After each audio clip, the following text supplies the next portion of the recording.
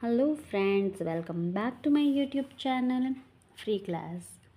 આજે આપણે ધોરણ 4ની પ્રોજેક્ટ પ્રવૃત્તિ 26થી 30 જોવાની છે. જેમાં પહેલી પ્રોજેક્ટ પ્રવૃત્તિ 26 છે મારી બોલી મારી ભાષા. ગુજરાતી ભાષામાં જે વસ્તુનું નામ બોલવામાં આવે છે તે તમારા ગામમાં તેને સ્થાનિક બોલીમાં શું કહેવાય છે તેની યાદી અહીંયા કરવાની છે. ખાવા પીવાની વસ્તુઓ હોય, કોઈ સામગ્રી હોય, પોશાક હોય, પ્રાણી પક્ષીના નામ હોય, કોઈ પણ વસ્તુ જે છે એ તમે અહીંયા લખી શકો છો કે જે ગુજરાતી ભાષામાં કેવી રીતે બોલાય છે અને સ્થાનિક બોલીમાં કેવી રીતે બોલાય છે તે. ગુજરાતી ભાષા અને સ્થાનિક બોલી વચ્ચેના શબ્દોની સરખામણી આ પ્રમાણે છે. ગુજરાતી ભાષા અને સામે છે સ્થાનિક બોલી. ગુજરાતી ભાષામાં પિતા બોલાય છે, જ્યારે સ્થાનિક બોલીમાં બાપુજી બોલાય છે. માતા તો કે બા અને આઈ. બટાકા તો કે બટેટા. આવો તો કે હાલો. શાક તો કે શાક. કપડાં તો કે લુગડા. વરસાદ તો કે વરહાદ. છોકરા છોરા. ક્યાં જાઓ છો, ક્યાં જાઓ છો. ડુંગળી કાંદા. ગયો ગ્યોતો.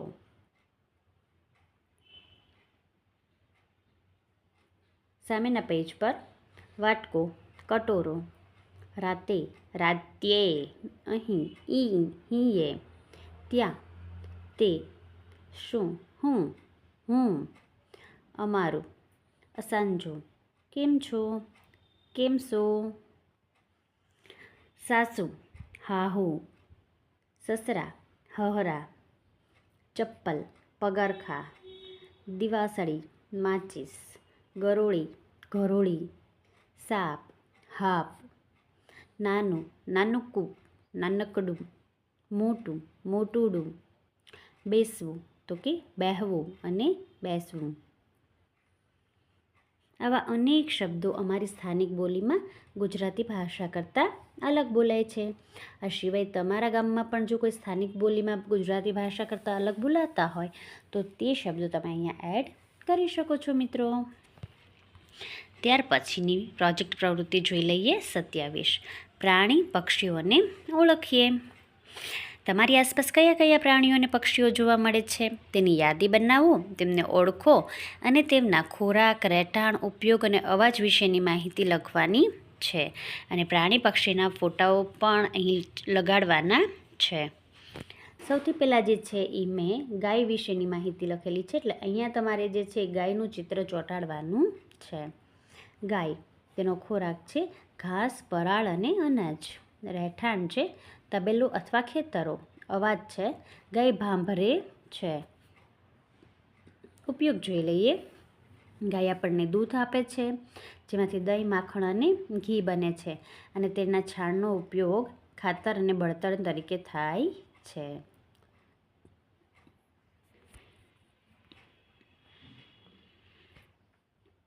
ત્યાર પછી અહીંયા તમારે ભેંસનું ચિત્ર ચોંટાડવાનું છે. ભેંસ, ભેંસનો ખોરાક છે ઘાસ, પરાળ અને અનાજ. રહેઠાણ છે તબેલામાં રહે છે અને પાણીની નજીક રહેવાનું ભેંસ પસંદ કરે છે. અવાજ, તે ભાંભરે છે અને ઘણીવાર ભૂં જેવો અવાજ કાઢે છે.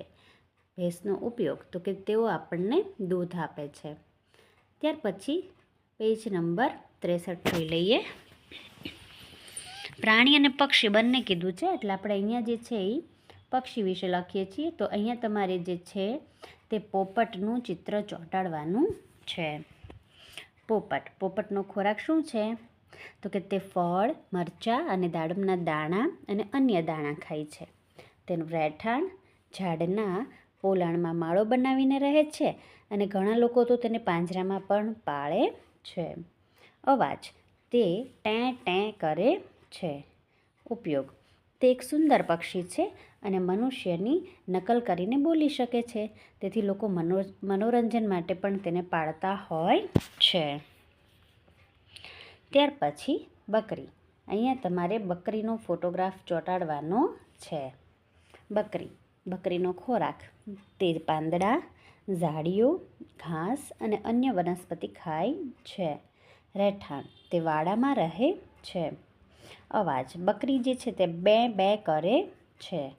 અને ઉપયોગ તો કે બકરી જે છે તે દૂધ આપે છે.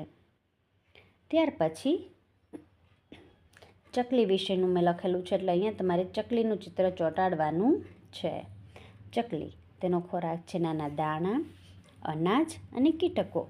રહેઠાણ, તે ઘરની છત નીચે, ઝાડની ડાળીઓ પર અથવા બખોલમાં માળો બનાવે છે. અવાજ, તે ચીંચી કરે છે. અને ઉપયોગ, કીટકો ખાઈને ખેતીમાં મદદ કરે છે. આ સિવાય તમને કોઈ પ્રાણી અને પક્ષી વિશે આવડતું હોય તો તમે તેનું ચિત્ર ચોંટાડીને તેના વિશેની માહિતી લખી શકો છો મિત્રો. ત્યાર પછી પેજ નંબર 64 પર નવી પ્રવૃત્તિ જોઈએ. પ્રોજેક્ટ પ્રવૃત્તિ 28, ચાલુ જમવાનું બનાવીએ. અહીંયા જે છે તે ભોજનની સામગ્રી બનતી હોય તેનું અવલોકન કરીને તેમાં શું શું સામગ્રી વપરાણી છે તેની યાદી બનાવવાની છે. સૌથી પહેલાં ભોજનનું નામ મેં અહીં લખેલું છે બટાકા પૌવા. તારીખ 2 ડિસેમ્બર 2025. ભોજન તૈયાર કરવામાં વપરાતા સાધનોની યાદી: વાસણ, વેલણ, ચમચો, છરી, ઉસામણિયું, થાળી, ડીશ વગેરે.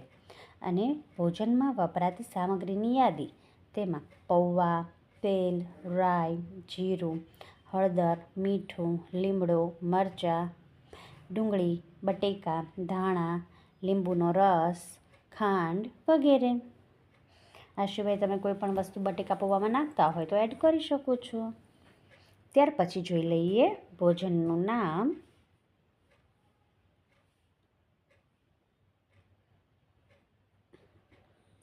મેથીના થેપલા. મેં કઈ તારીખે બનાવ્યા હતા તો તારીખ 3 ડિસેમ્બર 2025. તમે જ્યારે પણ બનાવેલી હોય ત્યારે તે રસોઈની તારીખ તમારે અહીં લખવાની છે. ભોજન તૈયાર કરવામાં વપરાતા સાધનોની યાદી: કથરોટ વાસણમાં, વેલણ, પાટલી, તવી અથવા લોઢી, ચમચો, છીણી, ગેસ સ્ટવ અને ચૂલો. ગેસ સ્ટવ અથવા ચૂલો તમે જે વાપરતા હોય તે, બરાબર. અને થેપલા માટે આપણે જનરલી કથરોટ વાપરતા હોઈએ છીએ. તમે એ સિવાય કોઈ પણ વાસણમાં લોટ બાંધતા હોય તો તે. ભોજનમાં વપરાતી સામગ્રીની યાદી: તો કે ઘઉંનો લોટ, મેથીની ભાજી, તેલ, દહીં, મીઠું, હળદર, લાલ મરચું પાવડર, ધાણા જીરું, પાણી અને આદુ મરચાંની પેસ્ટ.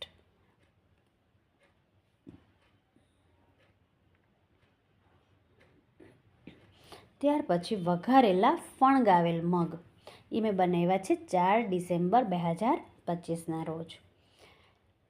ભોજન તૈયાર કરવામાં વપરાતા સાધનોની યાદી લખવાની છે: પ્રેશર કુકર, કઢાઈ, વાસણ અને ચમચી. ત્યાર પછી ભોજનમાં વપરાતી સામગ્રીની યાદી: તો કે ફણગાવેલા મગ, તેલ, ઘી. આપણે ફણગાવેલા મગને શું કરશું તો કે વઘારશું. જીરું, રાઈ, હિંગ, લીમડો, આદુ, મીઠું, લીલા મરચાં, હળદર, પાણી, કોથમીર અને લીંબુનો રસ. ત્યાર પછીનું ભોજન છે સેવ ટામેટાનું શાક, જે મેં 5 ડિસેમ્બર 2025ના રોજ બનાવ્યું. ભોજન તૈયાર કરવામાં વપરાતા સાધનોની યાદી: કઢાઈ અથવા પેન, તમે જે કહેતા હોય તે, વાસણ અને ચમચો જોશે. ભોજનમાં વપરાતી સામગ્રીની યાદી: ટામેટાં, સેવ, તેલ, રાઈ, જીરું, હિંગ, મસાલામાં હળદર, ધાણા જીરું, મરચું બધું આવી જાય, બરાબર. પાણી, મીઠું, ખાંડ અને કોથમીર. ત્યાર પછીનું ભોજન છે વેજીટેબલ હાંડવું. વેજીટેબલ હાંડવું મેં 2 જાન્યુઆરી 2026ના રોજ બનાવ્યું. જેમાં જોશે પેન જોશે, એટલે કે હાંડવાનું કુકર જોશે, મિક્સર અથવા જાર, મિક્સર અને જાર અને બાઉલ જોશે. ભોજનમાં વપરાતી સામગ્રીની યાદી: ચોખા અને દાળનો લોટ, દહીં, તેલ, રાઈ, તલ, હળદર, મીઠું, લીલા શાકભાજી, આદુ મરચાંની પેસ્ટ, સોડા અને કોથમીર જોશે. શાળામાં સમૂહ ભોજન કર્યાની તારીખ લખવાની છે: એક તો 10 ડિસેમ્બરે અને એક 7 જાન્યુઆરીએ. આ સિવાય તમે જે કંઈ પણ તમને ભોજન આવડતા હોય તો તે યાદી લખી શકો છો. અને તમારી શાળામાં સમૂહ ભોજનની તારીખ હશે, આનાથી કદાચ ડિફરન્ટ હશે, તો એ તારીખ લખવાની રહેશે. ત્યાર પછીની પ્રવૃત્તિ જોઈએ, પ્રોજેક્ટ પ્રવૃત્તિ નંબર 29, પરિચય કેળવીએ. તમારા પડોશીના ઘરની મુલાકાત લેવાની છે. તમારા ઘરના કોઈ પણ એક સભ્યને સાથે લઈ જાઓ અને જે ઘરની તમે મુલાકાત લેવાના છો તે ઘરની નીચે મુજબની વિગત મેળવવાની છે.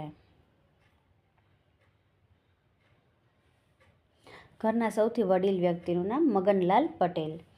સૌથી ઓછી ઉંમરની વ્યક્તિનું નામ ખુશીબહેન. ઘરમાં કેટલા સભ્ય છે? તો કે ઘરમાં કુલ 6 સભ્ય છે. કેટલા છે? 6. 6 સભ્યમાંથી 18 વર્ષથી મોટા કેટલા? તો કે 18 વર્ષથી મોટા છે 4 અને 18 વર્ષથી નાના છે 2. 2 બાળકો જે છે તે નાના છે અને 4 મોટા સભ્યો છે. ઘરના મુખ્ય વ્યક્તિનું નામ છે રમેશભાઈ પટેલ. ઘરના મુખ્ય વ્યક્તિનો અભ્યાસ તો કે BCom સુધીનો. ઘરના સભ્યો સાથે મળીને કોઈ પ્રવાસમાં ગયા હતા? જો હા, તો તેના સ્થળ લખવાના છે. તો આ લોકોની જ્યારે અમે પૂછ્યું ત્યારે એણે કીધું કે હા, અમે પ્રવાસમાં ગયા હતા. કયા સ્થળે ગયા હતા? સ્ટેચ્યુ ઓફ યુનિટી અને ગીર નેશનલ પાર્ક. ઘરમાં વાંચવા માટે પુસ્તકો છે? તો કે હા છે. જો હોય તો એના નામ લખવાના છે. માનવીની ભવાઈ, ભગવદ્ ગીતા, રામાયણ, મહાભારત અને સરસ્વતીચંદ્ર. 18 વર્ષથી ઉંમરના વ્યક્તિ પાસે વાહન હંકારવાનું લાયસન્સ છે? જવાબ છે હા, 2 વ્યક્તિ પાસે છે. ઘરના કોઈ પણ 2 વ્યક્તિઓના શોખ જાણો, જેમાંથી એકને ક્રિકેટ રમવું ગમે છે અને બીજાને પુસ્તકો વાંચવા ગમે છે. છેલ્લે સમાજ સેવાનું કામ કર્યું હોય તો તેની પણ નોંધ લખવાની છે. તો કે હા, ગયા જ મહિને પૂર પીડિતો માટે અનાજ અને કપડાનું દાન કર્યું હતું. ત્યાર પછી જોઈ લઈએ, ઘરના સભ્યો યોગિક ક્રિયા કરે છે? તો જવાબ છે હા, કરે છે. કયા કયા યોગાસન કરે છે? સૂર્ય નમસ્કાર, પદ્માસન અને વજ્રાસન. ઘરમાં નિયમિત પૂજાપાઠ કોણ કરે છે?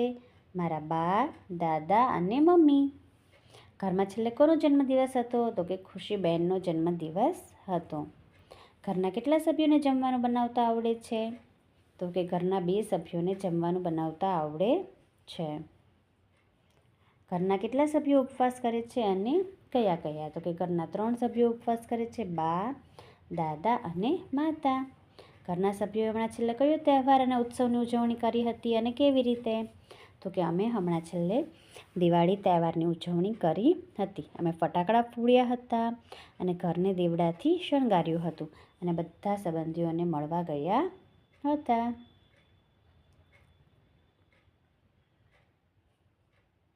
ત્યાર પછીની 30મી પ્રોજેક્ટ પ્રવૃત્તિ જોઈ લઈએ, જેનું નામ છે ચલણી નાણું.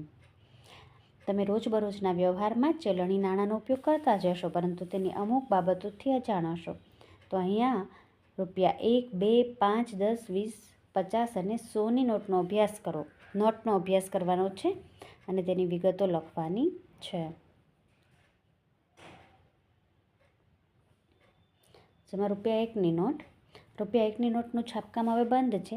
તે હવે સામાન્ય વપરાશમાં નથી, પણ જૂની નોટો હજુ પણ માન્ય ચલણ છે.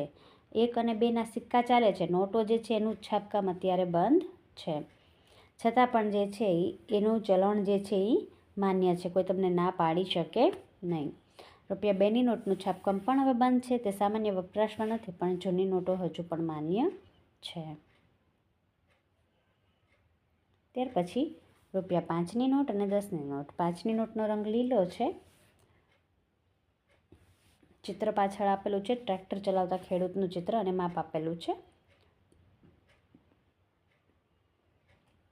10ની નોટનું પણ રંગ ચોકલેટ બ્રાઉન છે. ચિત્ર પાછળ કોણાકનું સૂર્ય મંદિર ઓડિશાનું છે અને તેનું માપ આપેલું છે જે આ પ્રમાણે છે. ત્યાર પછી અહીંયા નોટ 20ની નોટ અને 50ની નોટ વિશેની માહિતી આપેલી છે. 20ની નોટનો રંગ છે ગ્રીનિશ યલો. ચિત્ર ઇલોરાની ગુફાઓ મહારાષ્ટ્ર અને માપ અહીંયા આપેલું છે. 50ની નોટનો રંગ છે ફ્લોરોસન્ટ બ્લુ, એટલે કે ચમકતો વાદળી. ચિત્ર પાછળની બાજુ જે છે હમ્પીનો રથ કર્ણાટકનો છે અને માપ સાઇઝ આપેલું છે. તેવી જ રીતે અહીં 100 અને 200ની માહિતી આપેલી છે. સોનો રંગ છે લેવેન્ડર એટલે કે આછો જાંબુડિયો. ચિત્ર પાછળ રાણકી વાવ પાટણ ગુજરાત અને માપ આપેલું છે. અને 200ની નોટ જે છે તેનો રંગ છે બ્રાઇટ યલો ચમકતો પીળો. ચિત્ર સાંચીનો બૌદ્ધ સ્તૂપ આપેલો છે મધ્યપ્રદેશ. માપ આપેલું છે અહીંયા.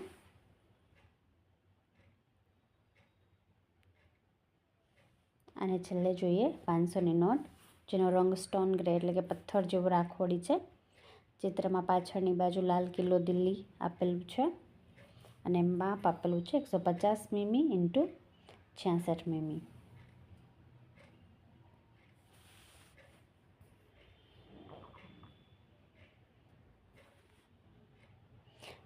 Thank you friends. હવે મળીશું નવા વિડીયોમાં.